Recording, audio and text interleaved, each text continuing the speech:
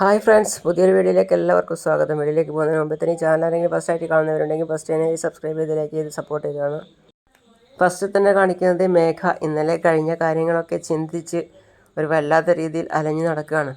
നീ ജെൻറ്റിൽമാനാന്ന് പറഞ്ഞ സർട്ടിഫിക്കറ്റ് കൊടുത്തില്ലേ, അവൻ്റെ യഥാർത്ഥ രൂപം നീ തന്നെ കാണും എന്ന് പറഞ്ഞ് സിദ്ധു ഫോൺ കൊടുക്കുന്നതും അതിൽ ഫോണിൽ കാണുന്ന കാഴ്ചകളും ഒക്കെയാണ് ചിന്തിക്കുന്നത്. പിന്നെ മുത്തശ്ശൻ പറഞ്ഞ കാര്യം, പള്ളിക്കൂടത്തിൽ പോകുന്ന പിഞ്ചു കുഞ്ഞിനെ കൂട്ടിക്കൊണ്ടുപോയി അവളുടെ ജീവിതം നശിപ്പിക്കാൻ നോക്കിയല്ലേ, നീയൊരു മനുഷ്യജന്മം തന്നെയാണോ എന്ന് ചോദിച്ച് മുത്തശ്ശൻ അടിക്കുന്നതും ഓർക്കാണ്. പിന്നെ ചന്ദ്രിക പറഞ്ഞത്, ഈ പ്രായത്തിൽ നടക്കുന്ന ഓരോ കാര്യവും കുട്ടികളുടെ മനസ്സിൽ ആഴത്തിൽ പതിയും. ആ കാര്യം അവരുടെ മനസ്സിൽ വലിയ പേടിയുണ്ടാക്കും. മാനസികമായി വിഷമിക്കുന്ന ഇങ്ങനെയുള്ള കുട്ടികൾ നാളെ വലുതായി കഴിഞ്ഞാലും ഈ പ്രശ്നത്തിൽ നിന്നും വെളിയിൽ വരാൻ കഴിയാതെ കുട്ടികൾ ഒരുപാട് കഷ്ടപ്പെടും. അതൊക്കെ ഓർത്ത് മേഘ കരയാണ്. അപ്പോഴാണ് പ്രിയ അങ്ങോട്ടേക്ക് വരുന്നത്.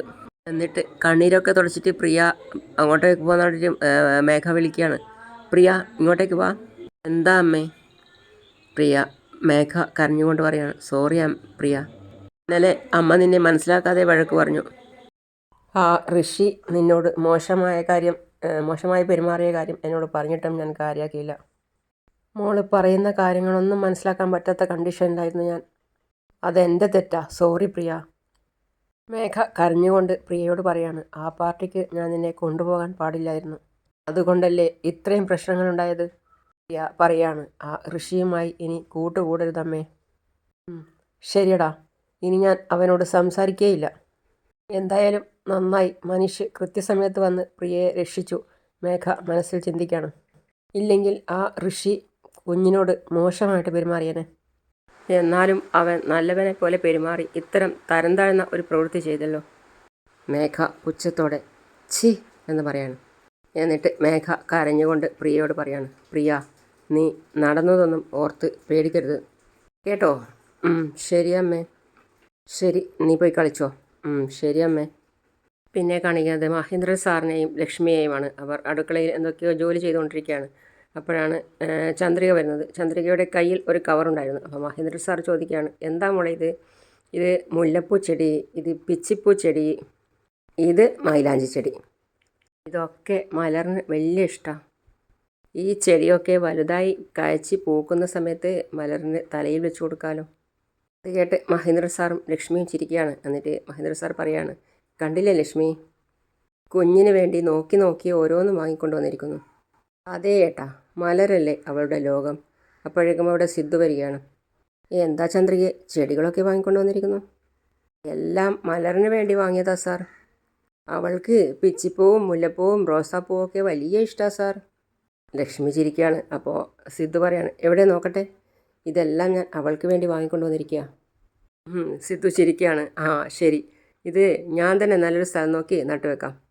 സാർ എന്തിനാ സാർ ബുദ്ധിമുട്ടുന്നത്? ഞാൻ തന്നെ നല്ലൊരു സ്ഥലം നോക്കി നട്ടോളാം. അയ്യോ വേണ്ട ചന്ദ്രികയെ, അതൊന്നും സാറില്ല, ഞാൻ തന്നെ കൊണ്ടുപോയി നടാം, നീ ഇവിടെ ഇരിക്കുക. സിദ്ധു ചെടിയുമായി നടാൻ വേണ്ടി പോകുന്നത് കണ്ട് മഹേന്ദ്രൻ സാറും ലക്ഷ്മിയും സന്തോഷത്തോടെ ചിരിക്കുകയാണ്. അപ്പോഴേക്കും ചന്ദ്രിക അടുക്കളപ്പണിയുടെ തിരക്കിലായി. 2 പാത്രത്തിൽ ഒഴിച്ചിട്ട് അച്ഛനും അമ്മയ്ക്കും കൊണ്ടുകൊടുക്കുകയാണ്. എന്നിട്ട് പറയാണ്, അച്ഛാ, ഇതാ ഞാൻ പൊടിയേരി കഞ്ഞി ഉണ്ടാക്കിയിട്ടുണ്ട്, ചൂടുണ്ട്, ശ്രദ്ധിക്കണേ. സൂക്ഷിച്ച് വാങ്ങമ്മേ. ഇതാ കഴിക്ക്. ചന്ദ്രികയെ, എന്തോ? നീ ഉണ്ടാക്കിയ പൊടിയേരി കഞ്ഞി നന്നായിട്ടുണ്ട് മോളെ. അല്ലേ ലക്ഷ്മി? അതേ ഏട്ടാ, ചന്ദ്രിക എന്തുണ്ടാക്കിയാലും നന്നായിരിക്കും. ചന്ദ്രികയെ, നീയും കൂടെ വന്നിരുന്ന് കഴിക്ക്. അമ്മേ, ഞാനിത് കുറച്ച് സിദ്ധു സാറിന് കൂടി കൊടുത്തിട്ട് വരാം, പാവം കുറച്ച് നേരമായിട്ട് ജോലി ചെയ്യല്ലേ. ശരി, ഇപ്പോൾ വരാവേ. സിദ്ധു ചെടി നടന്നിടത്ത് ചന്ദ്രിക കഞ്ഞിയുമായിട്ട് പോവാണ്. എന്താ സാർ, ചെടികളൊക്കെ നട്ട് കഴിഞ്ഞോ? അതേ ചന്ദ്രികയെ, കഴിഞ്ഞില്ലേ, കണ്ടില്ലേ എന്ത് നന്നായിട്ടാ നട്ടുപിടിപ്പിച്ചിരിക്കുന്നതെന്ന്. ശരി, എല്ലാം നന്നായിട്ടുണ്ട് സാർ. സാർ, ഇതെന്താ കയ്യിലൊരു കെട്ട്? അതൊന്നുമില്ല, മണ്ണ് മാറ്റിക്കൊണ്ടിരിക്കുന്ന സമയത്ത് കൈ ചെറുതായിട്ടൊന്ന് മുറിഞ്ഞു, അതുകൊണ്ടാണ് കെട്ടിവെച്ചിരിക്കുന്നത്, അല്ലാതെ വേറൊന്നുമില്ല. എന്താ സാർ ഈ പറയുന്നത്?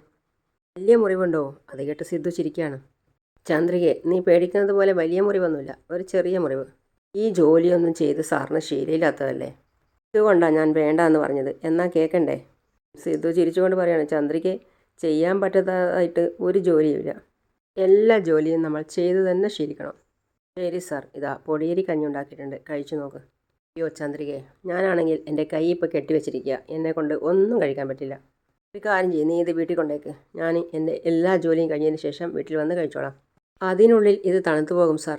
ചൂടോടെ കഴിച്ചാലേ പൊടിയേരിക്കഞ്ഞി നന്നായിരിക്കുള്ളൂ. ആണോ? പറയുന്നത് കേൾക്കൂ സാർ.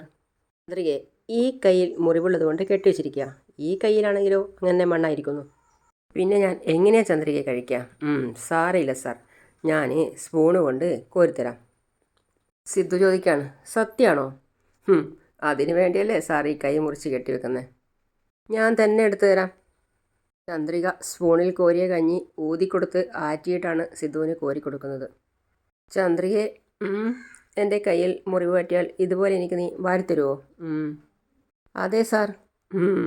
അങ്ങനെയാണെങ്കിൽ ഇനി എൻ്റെ കൈ ഇടയ്ക്കിടയ്ക്ക് മുറിക്കേണ്ടി വരുന്ന തോന്നുന്നത്. എന്തിനാ സാർ? എന്നാലല്ലേ എന്നും നീ എനിക്ക് വാരിത്തരൂ. എപ്പോഴും സാറിന് തമാശ. ഇതങ്ങോട്ട് കഴിച്ചേ. ചന്ദ്രിക കഞ്ഞി കോരി കൊടുത്തുകൊണ്ടിരിക്കുമ്പോൾ ചോദിക്കുകയാണ്, എങ്ങനെയുണ്ട് സാർ?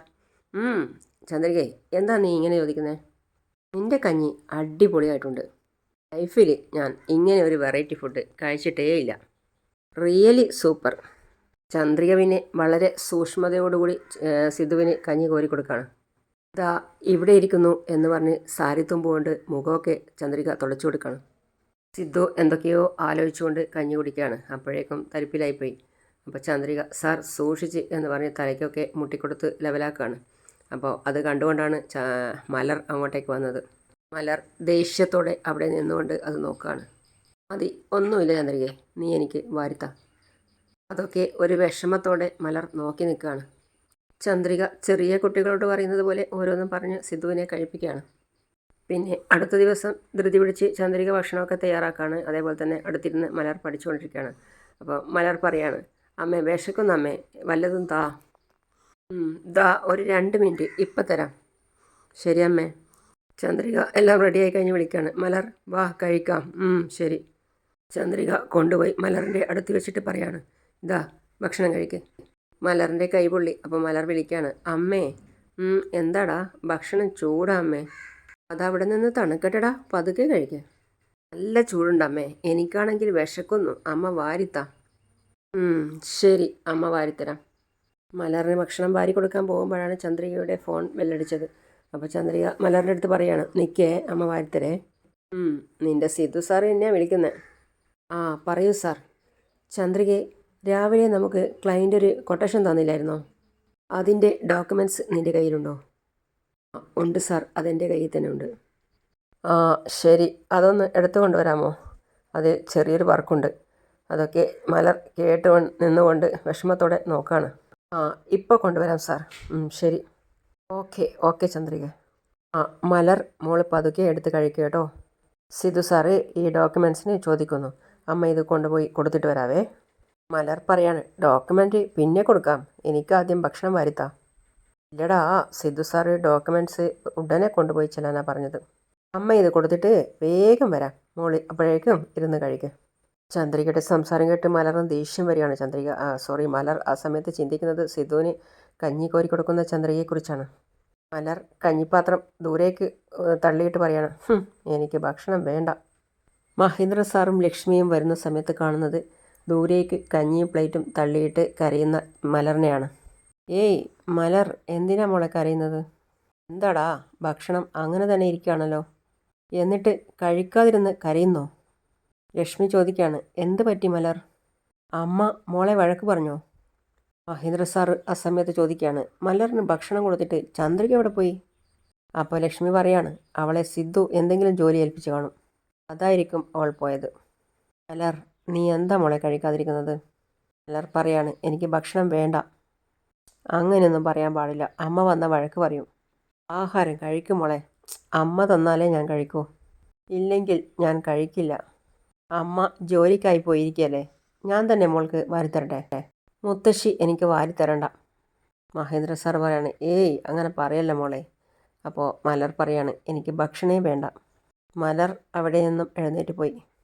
പിന്നെ ലക്ഷ്മി ചോദിക്കുകയാണ്, മലരെന്തിനാ ഇങ്ങനെ വാശി പിടിക്കുന്നത് ഏട്ടാ? മുൻപ് ഞാൻ വാരിക്കൊടുത്താൽ തന്നെ അവൾ കഴിക്കുമായിരുന്നല്ലോ, ഇപ്പോൾ ചന്ദ്രിക വാരിക്കൊടുക്കണം എന്ന് പറഞ്ഞ് നിർബന്ധം പിടിക്കുന്നു. അത് പിന്നെ ചെറിയ കുട്ടിയല്ലേ, ഇടയ്ക്കിടയ്ക്ക് സ്വഭാവം മാറിക്കൊണ്ടേയിരിക്കും. എന്തായാലും ചന്ദ്രിക വരട്ടെ. മലർ പുറത്തിരുന്ന് കരയാണ്. അപ്പോഴാണ് ചന്ദ്രിക കയറി വരുന്നത്. എന്താ മലർ, മലർ നീ എന്തിനാ ഇങ്ങനെ കരയുന്നേ? അപ്പോഴേക്കും അച്ഛനും അമ്മയും വന്നിട്ട് പറയാണ്, ഞങ്ങളും അതാ ചോദിച്ചത്. അവൾ ഉത്തരം പറയാതെ കരഞ്ഞുകൊണ്ടിരിക്കുക. എന്തിന്? ഭക്ഷണം പോലും കഴിച്ചിട്ടില്ല. ആ, എന്താ മലർ കഴിക്കാത്തേ? മലർ പറയാണ്, എനിക്ക് ഭക്ഷണം ഇഷ്ടപ്പെട്ടില്ല. നീ തന്നെയല്ലേ വിശക്കുന്നു എന്ന് പറഞ്ഞ് ഭക്ഷണം വാങ്ങിച്ചത്. അത് അമ്മ എന്താ വാരിത്തരാഞ്ഞേ? അമ്മയ്ക്ക് ജോലിയുള്ളത് കൊണ്ടല്ലേ അത്യാവശ്യമായിട്ട് പോകേണ്ടി വന്നത്. അതിനാണോ ദേഷ്യപ്പെട്ട് കഴിക്കാതിരിക്കുന്നത്? ശരി വാ, അമ്മ തന്നെ എടുത്തു തരാം. ഒന്നും വേണ്ട, പോ. ഇങ്ങനെയൊന്നും പറയല്ലേ മോളെ, അമ്മ എടുത്തു തരാമെന്ന് പറഞ്ഞില്ലേ, വാ. എനിക്ക് വേണ്ട. അപ്പം മുത്തശ്ശി പറയാണ്, മലർ അമ്മ വിളിക്കല്ലേ, പോയി കഴിക്ക്, പോ. വാടാ. അപ്പോഴേക്കും മലർ എണീറ്റ് പോയി. ചന്ദ്രിക സന്തോഷത്തോടെ മലറിന് വാരിക്കൊടുക്കുകയാണ്. മലർ ഓരോന്നും ചിന്തിച്ച് തരിപ്പിലായിപ്പോയി. ആ സമയത്ത് ചന്ദ്രിക വെള്ളമൊക്കെ കൊടുത്തിട്ട് പറയാം, ഇതാ മോളെ വെള്ളം കുടിക്കും. അമ്മേ, അമ്മ പഴയതുപോലെയല്ല, ഒരുപാട് മാറി. എന്താടാ നീ അങ്ങനെ പറയുന്നേ? എന്നോട് സംസാരിക്കുക പോലും ഇല്ല, കളിക്കാനും വരുന്നില്ല, എപ്പോഴും ജോലിയാ. സിദ്ധുവിൻ്റെ കൂടെ മാത്രമേ പോവൂ. എന്താടാ ചെയ്യുക, തുണിയായ തുണിയൊക്കെ കത്തിപ്പോയത് കൊണ്ട് ഒരുപാട് കടം വന്നു. ആ കടങ്ങളൊക്കെ തീർക്കണ്ടേ? അതുകൊണ്ടാണ് അമ്മ എപ്പോഴും ജോലി ജോലി എന്ന് പറഞ്ഞ് ഓടി നടക്കുന്നത്. കടയെല്ലാം തീർത്തു കഴിഞ്ഞാൽ പഴയതുപോലെ പിന്നെ അമ്മ കളിക്കുകയും ചിരിക്കുകയും വർത്തമാനം പറയുകയും ഒക്കെ ചെയ്യാം കേട്ടോ. ശരി അമ്മേ. ഇത് കഴിച്ച് എന്ന് പറഞ്ഞ് ചന്ദ്രിക ബാക്കിയുള്ള ഭക്ഷണങ്ങളൊക്കെ വാരി കൊടുക്കുകയാണ്. അമ്മേ മതി അമ്മേ, പോരാ, ഈ ഒരു ഉരുള കൂടി കഴിച്ചേടാ, മതി മതി അമ്മേ. എന്നിട്ട് ചന്ദ്രിക അച്ഛനെയും അമ്മയെയും വിളിക്കുകയാണ്. അച്ഛാ, അമ്മേ വരൂ, കഴിക്കാം, നമുക്ക് കഴിക്കാം ലക്ഷ്മി. ചന്ദ്രിക അവർക്ക് ഭക്ഷണങ്ങൾ വിളമ്പി കൊടുക്കുകയാണ്. ആ സമയത്ത് മഹേന്ദ്ര സാർ പറയാണ്, ചന്ദ്രികയെ, മലർ നിന്നെ ഒരുപാട് മിസ് ചെയ്യുന്നുണ്ട്, അതുകൊണ്ടാണ് അവൾ ഇങ്ങനെയൊക്കെ പെരുമാറുന്നത്. അവൾ ചെറിയ കുട്ടിയല്ലേ അച്ഛാ, പതിയെ പതിയെ മനസ്സിലായിക്കോളും. മുമ്പൊക്കെ ഞാൻ വാരിക്കൊടുത്താൽ തന്നെ മോള് കഴിക്കും, ഇപ്പോൾ നീ തന്നെ വാരിക്കൊടുക്കണം എന്ന് പറഞ്ഞ് നിർബന്ധം പിടിക്കുക. അവൾക്ക് വേണ്ടി നീ സമയം കണ്ടെത്താത്തത് കൊണ്ടാണ് അവളിങ്ങനെ വിഷമിച്ച് നടക്കുന്നത്. അതേ അമ്മേ, ഈ തിരക്കൊക്കെ കഴിഞ്ഞാൽ ഞാൻ മലറിനെ നന്നായി ശ്രദ്ധിച്ചോളാം. നിങ്ങൾ രണ്ടാളും ഭക്ഷണം കഴിക്കുക. മുത്തശ്ശൻ്റെയും മുത്തശ്ശിയുടെയും അമ്മയുടെയും സംസാരം മലർ ശ്രദ്ധിച്ചുകൊണ്ടിരിക്കുകയാണ്. അങ്ങനെയാണ് ഇന്നത്തെ ഭാഗം അവസാനിക്കുന്നത്. അടുത്തായി കാണിക്കുന്നത് മലർ വന്ന് ചോദിക്കുകയാണ്, അമ്മേ എന്താ മോളെ, എനിക്ക് കണക്ക് പറഞ്ഞു തരാൻ പറഞ്ഞപ്പോൾ ഇവിടെ വന്ന് വരച്ചുകൊണ്ടിരിക്കുകയാണോ? എന്താടാ ചെയ്യുക, സിദ്ധു സാറ് ഉടനെ തന്നെ ഈ ഡിസൈൻ വരച്ചു തീർക്കണമെന്ന് പറഞ്ഞിട്ടിരിക്കുക. അപ്പോൾ അമ്മയ്ക്ക് എന്ത് ചെയ്യാൻ പറ്റും? അമ്മ എനിക്ക് ഇപ്പം തന്നെ വന്ന് ആ കണക്ക് പറഞ്ഞതാ.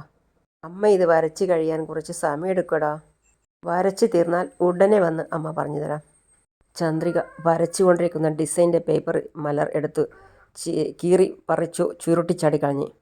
ദേഷ്യത്തോടെ ചന്ദ്രിക വിളിക്കുകയാണ്, മലർ. അങ്ങനെയാണ് ഇന്നത്തെ ഭാഗം അവസാനിക്കുന്നത്. അടുത്ത പുതിയ വിശേഷമായിട്ട് വീണ്ടും കാണാം. അതുവരെ ഈ ചാനൽ സബ്സ്ക്രൈബ് ചെയ്യാതെ ആരെങ്കിലും കാണുന്നുണ്ടെങ്കിൽ പെട്ടെന്ന് തന്നെ സബ്സ്ക്രൈബ് ചെയ്ത് ലൈക്ക് ചെയ്ത് സപ്പോർട്ട് ചെയ്ത് കാണാം. അടുത്ത പുതിയ വിശേഷമായിട്ട് വീണ്ടും കാണാം. See you all.